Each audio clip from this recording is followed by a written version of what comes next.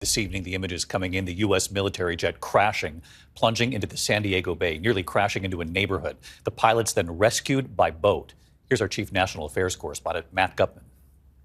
Tonight, this is the moment a Navy jet falls out of the sky off the coast of California, narrowly missing a residential neighborhood, crashing into the San Diego Bay. Watch again as this video captures the jet barreling towards the water. Around 10:15 a.m., the Navy's sophisticated EA-18 Growler was close to landing at the naval base when the plane started to go down. They advised that it did land in the water. There's Navy boats now searching the water. Shift commander is requesting a dive team response.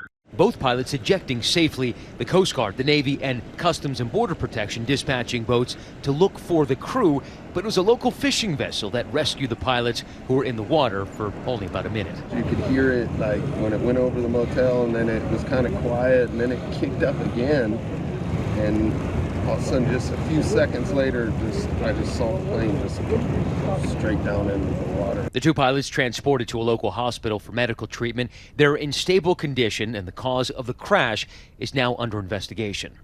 The pilots making a split-second decision to eject from that aircraft just a short distance from a densely populated neighborhood. If this aircraft had continued on even a second more, it could have hit Shelter Island or flown into a populated neighborhood in Point Loma.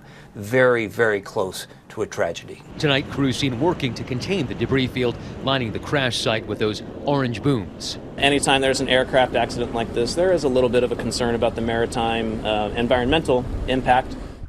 And David, we were told that the weather with poor visibility and rain at the time will certainly be a factor that's investigated. And aviation experts say they can't stress enough the importance of, had those pilots pulled that ejection just a fraction of a second later, that plane might have continued into that densely populated neighborhood, possibly causing a horrific tragedy. David. Yeah, the timing of that was everything. Matt Gupman live in California. Thanks, Matt.